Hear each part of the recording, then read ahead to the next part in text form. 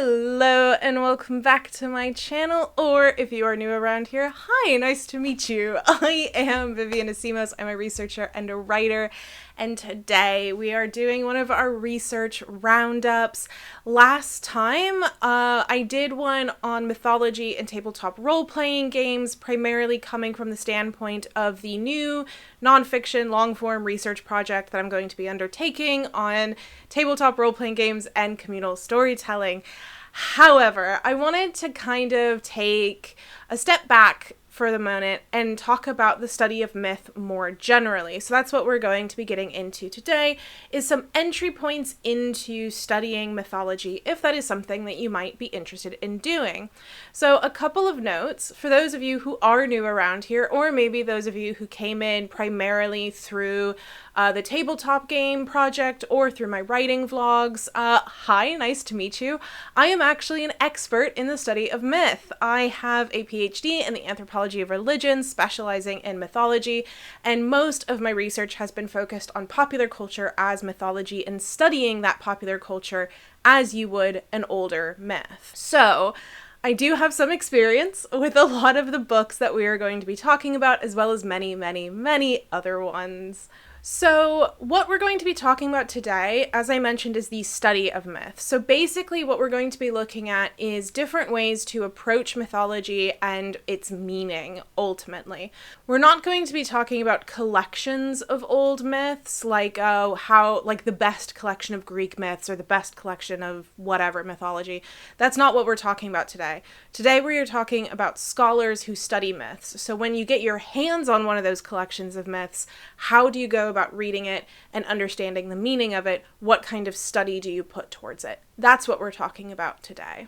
If you are interested in this topic, I actually have a full course on Udemy called Introduction to the Study of Myth. I will link it in the description below, and it's going to cover quite a lot of the people we're going to be talking about today, as well as many, many others. It includes readings there, so you don't have to go out and find it. It has study questions, etc. So if that is something that you are interested in, go check it out. It is entirely self-directed. It is kind of a pre-recorded course, and then you kind of go about guiding yourself through it, so it fits really well around any kind of schedule. All that being said, let's get into all of the lovely different books that you can get your grimy little academic hands on. The first that we're going to be talking about is one from a favorite scholar of mine, which is Claude Levi-Strauss, but we're going to be talking primarily about his book, Myth and Meaning. To me, I think this is a really good starting point for getting into the meaning of mythology and why it's important, what we can get out of it, what it is that we're actually looking for when we're doing these kinds of studies, things like that. Levi-Strauss is a structural anthropologist. He's the founder, actually, of structural anthropology. What exactly that means is kind of complicated to get into. So what I like about Myth and Meaning is that it's a really great entry point. The structural anthropology is much more implicit and implied and present, but not gotten into the dirty deeps of.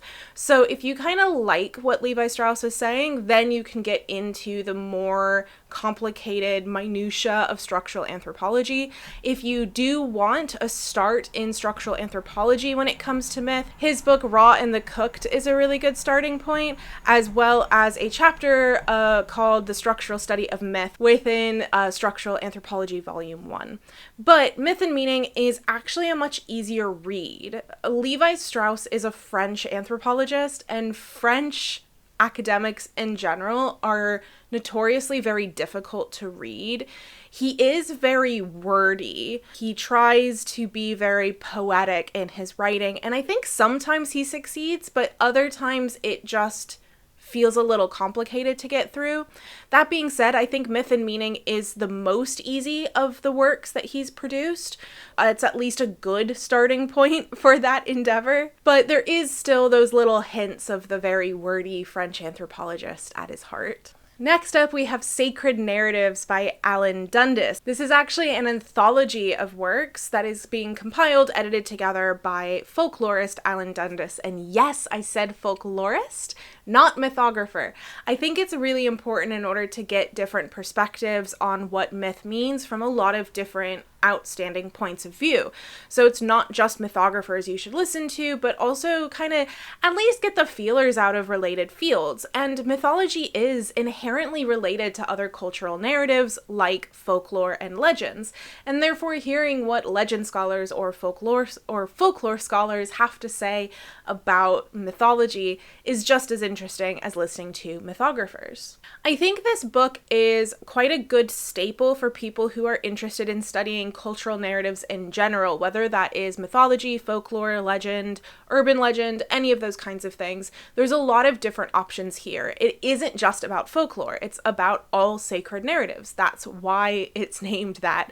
And I think that makes for a really interesting anthology. It is a little bit older, but I find that there's at least a lot of more foundational text. So you're going to find a lot of people who have since cited these works rather than them being incredibly contemporary, which means that it's a really good starting point. You can find something, and if you either like or even if you dislike what they have to say, you can see what other people are saying about it. Because if you're going to disagree with a scholar, you still cite them. So you can easily find people who are either agreeing or disagreeing with that person from using that as a jumping off point. So I do think it's a really useful first book in that sense. The most notable chapters, at least for me, in this one is The Forms of Folklore by William Bascom. I use this one quite a lot. Whenever I used to teach, I use this one. This is going to pop up as a chapter in a different anthology that we're going to talk about next. There was also The Problem of Defining Myth by Laurie Honko, and I think that's also a really great one for different definitions of mythology and different perspectives on what that word might mean. So that's always a really interesting starting point for anyone who is interested. Speaking of anthologies, we have the Bloomsbury Reader in the Study of Myth, edited by Jonathan Miles Watson and Vivian Asimos. Yes, I am inserting my own book, but I really do believe in this one. Obviously, I edited it together along with Jonathan Miles Watson. This is another anthology. It was actually compiled together with the understanding that it would kind of be used as an undergraduate textbook for classes in the study of mythology. So there is a lot of emphasis on foundational texts, of introductory material. We've also edited down the readings to smaller chunks because we wanted it to be able to be easily read as like homework assignments for students. So it kind of gets to the core of a lot of what the readings are about. So it's a really good way to get general overviews of a lot of the different perspectives that you can then read the fuller work or other material from there if that is something that interests you. You do not have to be taking a class in order to find this useful. The way that it is structured follows the way that both Jonathan and myself have actually structured myth classes.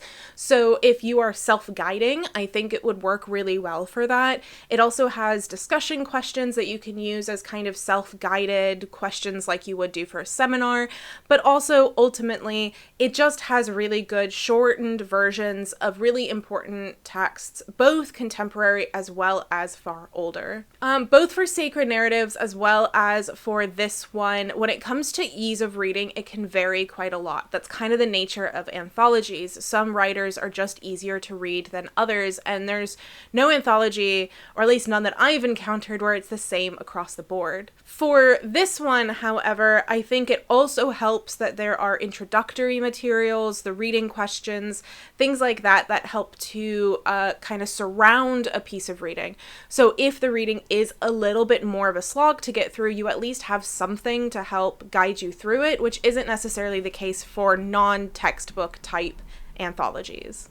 Our next one is a classic. I am sure many of you have heard of this before, and that is The Hero with 1,000 Faces by Joseph Campbell. So Campbell's idea is focused on the fact that he believed that all myths were kind of based around a central universal truth that is common to all humans.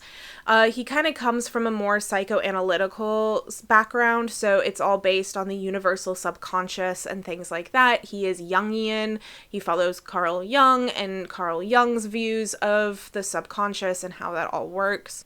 His idea is that all heroes' journeys all follow the same format, the same steps across the board. He uses a couple of different examples, but it's not very widely read, and also his translation of Sanskrit is often highly contested. So there's a lot of grain of salts with Joseph Campbell. The thing is about Campbell is that he is very argued against in academia these days. However, he is immensely influential outside of academia, and I think that's why he remains a really important piece of reading. As I said, you've probably heard of this one. If you haven't, you probably will as soon as you have registered it, because it's one of those that pops up everywhere that people talk about all the time. His theory is largely disproven or argued against in academia, like I said. However, it has been used actively in popular culture. George Lucas used the hero's journey as panned out in The Hero with 1,000 Faces to sketch out Star Wars. So if you are interested in the pop culture side of things, I think this is a really good read, just so you know where a lot of people writing popular culture is coming from. It's also a really good understanding of when you hear people around you talk about mythology, often it is highly influenced by the way that Campbell talks about mythology. So understanding why people are using certain language when they talk about it is a really good step, even if you disagree with him. So that's why he's still a really good, important foundational reading. And the thing about Joseph Campbell is he's very easy to read. It's one of the reasons why he is so immensely popular outside of academia. He was accessible, and therefore people read him, and people didn't really spend a lot of time reading the people against him because they were behind high paywalls of academia, and they were very complicated academic language to read. So he is very easy to read, and that's one of the good things about him. The next one we're going to talk about is Wisdom Sits in Places by Keith H. Basso. Basso's work is all about landscape and mythology and the connections therein. When you pick up, say, the Odyssey or the Iliad or one of those kind of classic Greek myths, you're probably going to encounter a lot of place names, sometimes long lists of names and places. This happens in the Bible as well. There's big lists of people and where they come from. Landscape is heavily present in mythology, and it's heavily influenced both by mythology and mythology influenced by landscape. So there's a really intimate connection between them, and Basso's work is a really good look into how landscape and mythology are intermixed. Wisdom Sits in Places can read a bit dense at times, but at most of the time, I would say it's a little bit easier to read. It's not the easiest one on this list, but it's by far not the hardest. I would probably rank him as far easier to read than Levi Strauss, for example. However, as I said, there are paragraphs or bits here and there that can be a little bit more of a slog to get through, but overall, I think it's a fairly decent, easy, accessible read. And the thing is about his writing is that he has really beautiful moments in it too. So he can be very poetic in the way that he approaches mythology, and not in a Levi Strauss heavy-handed kind of way.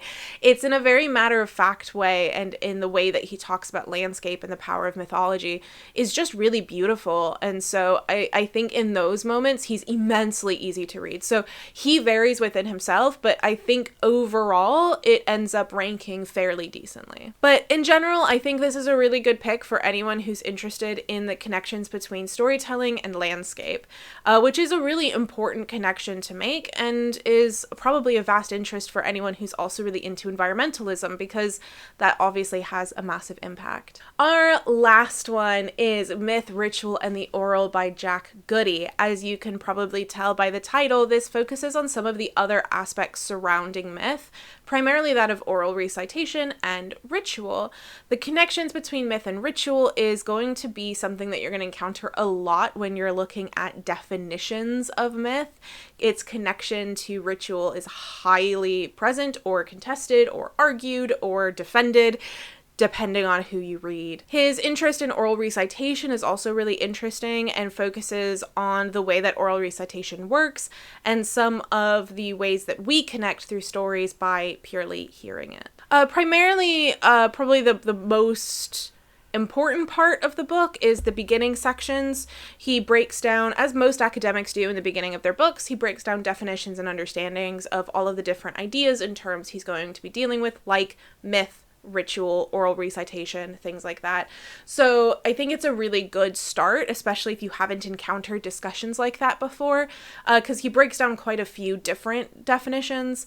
I personally don't agree with some of the definitions that he has decided for himself, but that's the great thing about academic reading, is that you don't have to agree with someone in order to read all of their work and find value in some of the stuff that they're saying. And I think the fact that he really lays it out like that in very clear, designated ways that isn't hidden behind other discussions, I think makes it a really great start for anyone who's newly embarking on looking into mythology as well as its other dimensions like ritual and oral recitation. Like Basso, Goody can occasionally be rather difficult to get through, but has a lot of clear moments as well. Like I said, his opening chapters, I think, are going to be a good demonstration of how this works. I think overall, he read very easy. I think he read easier than Basso, probably right alongside Campbell as far as easy of reading is concerned. However, there was just an occasional paragraph here and there that was a tiny bit more sloggy to get through. But I think if you're new to academic reading, this might be a really good one because overall it is fairly easy to read, but you will be challenged occasionally, which might help you get into the more consistently harder to read areas of academic writing. And that's it. That's all of my roundup for now. I think those are some really good starting points. Those are obviously not my only areas of interest, nor the only things that I would recommend more generally. However, I think those are all really good starting places when we're talking about mythology more generally. So I hope that those have given you some inspiration, some ideas of where to go, all of that kind of stuff. Have you read any of these? I would love if you could tell me if you have, particularly if you have read mine. I hope you found something relevant to you or something that interests you and piques your interest. If you have, please do let me know. If you have any more specific interests in regards to mythology, also let me know, and I'll try to come up with some good suggestions for you as well. And maybe if there's enough, I could do a whole nother video about it. I am obviously a little biased towards my own views on mythology. However, I think that I provided a pretty good breadth, including people I disagree with, just on the basis of knowing that they are really good places to start, and you might agree with them. Just because I disagree with them doesn't mean that you're not allowed to agree with them. That's one of the beautiful things about academia, is that you can have differing views on things and still see value in each other's work. So go and check these out. Any of them that you have found interest, go check out my course if you want to know more, because I do get into a lot more specifics on a lot of them. For example, I talk a lot more about Jung, if you are interested in Jung, and also how Campbell connects to that. Go ahead and do all the wonderful YouTube things. If you found this video helpful, give it a like. If you like videos like this, you can subscribe. I do a lot of writing vlogs. I also do research roundups like this. I do research days where I talk a little bit more about my actual research structures and how I do it. And I'm also do fiction reading roundups every other month as well. So if you are more interested in fiction, you can obviously go check those out too. And that's all from me. Go pre-order my book, Cosplay and the Dressing of Identity, which is all about cosplay as mythic performance. So if you want to know more about myth, you can go check out that book too. It comes out I think this month when this comes out. It comes out September, so I don't remember when I'm going to be posting this, but it comes out September, so it'll be really, really close to coming out by the time that you're watching this. So go pre-order or go buy it if it's already out. Oh, if you're interested in mythology, you can also check out my other channel, which is a video essay channel where I dig into popular culture as mythology through video essays and what those pop culture elements are telling us as myths. So you can go check that out if that is of interest to you. I have done other kind of more myth-focused kind of semi-lectures over there as well. You can go scroll through my catalog if you find that interesting. And I will shut up. So give this a like and subscribe. Go check out all of the other things. Go read some of these books. And I will see you next time. Bye!